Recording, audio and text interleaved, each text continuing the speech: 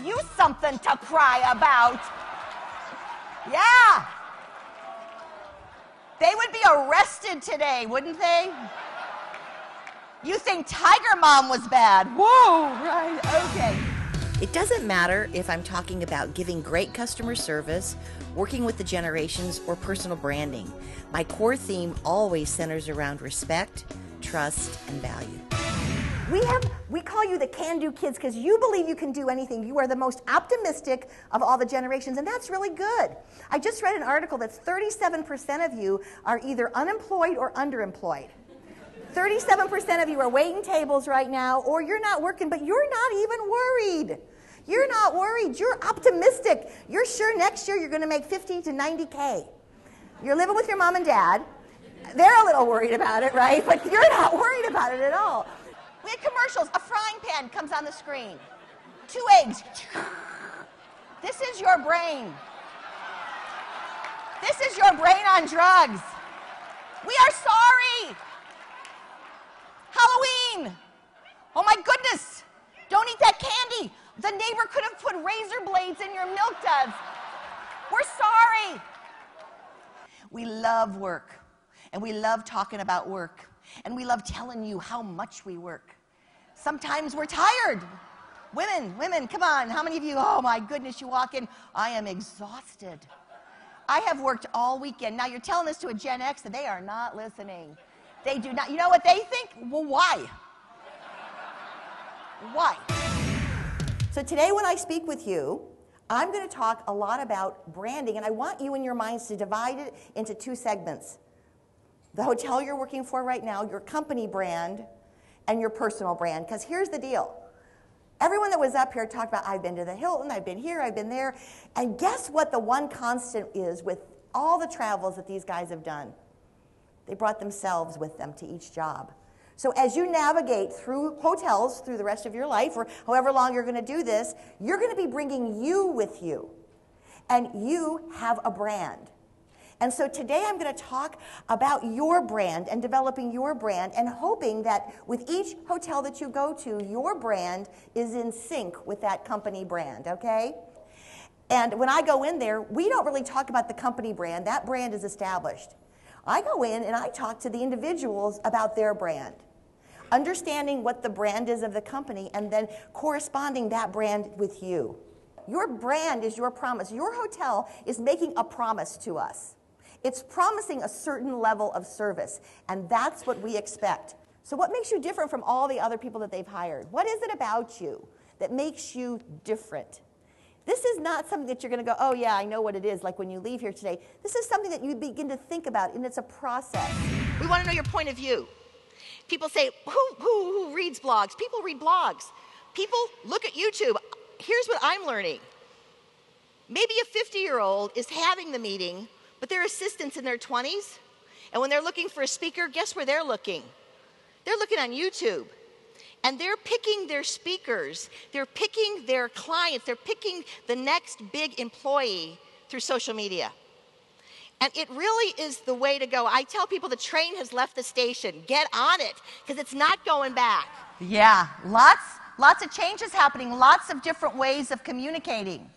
I ask the audience, so what's your favorite way to communicate? Is your favorite way to communicate face-to-face? How many say face-to-face? Yeah, we love face-to-face because we can actually see your expression. How about email? We just read where college kids aren't emailing anymore. Technology is giving us and showing us a new way to engage. A new way to engage. So I'm going to ask this question. I asked them to keep the house lights up so I could look. How many people in here are on Facebook? Okay, oh my goodness, I'm so impressed. Look around, that is unbelievable. I'm a baby boomer. I had retail stores, 4 of them, lots of customers, and when I decided to become a speaker, I thought it would be instant success. Very Gen Y attitude. I thought that I would speak once and that was going to be it, you know? They were going to just fill the house and tell their friends, but this didn't happen that way. So I had to join an association. I joined the National Speakers Association. When I joined that association, it changed my life because I saw mentors and role models up here. You see, you are the mentors and the role models. People are looking at you in your association. And I saw great speakers, and I realized I had a long way to go, right? So I started speaking, and I started really practicing, and one night, I was at the Westin Galleria in Houston, Texas, big hotel. And in the audience was a young Gen Y. At the time, I didn't even know he was a Gen Y. I just knew he was really young. He came from stand-up comedy, and he was a speaker. He was very successful at a very young age, and he heard me speak. And when I was done, he came up to me, and he said, "You've got talent. I'd like to be your coach." I don't know about that. I looked at this kid, and I thought, me? And then I realized something.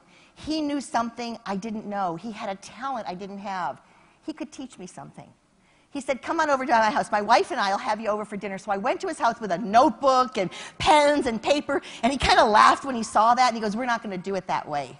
And I had to learn that the way he was going to teach me was going to be different, but I was going to learn something. And he did teach me well.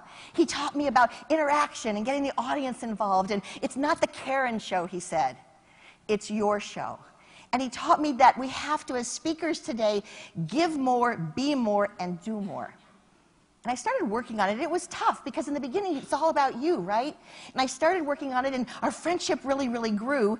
And one night, true story, I got to the airport to call my friend, but his number wasn't in my phone.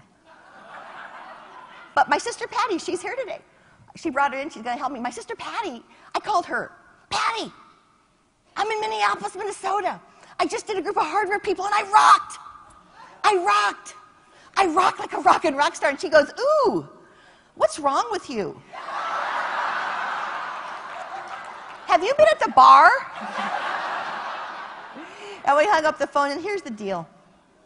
Sometimes we're afraid to tell people when we rock. Sometimes we're afraid to hear when people rock, because, man, if you rock, did you get all the rock and there's no rock left for me?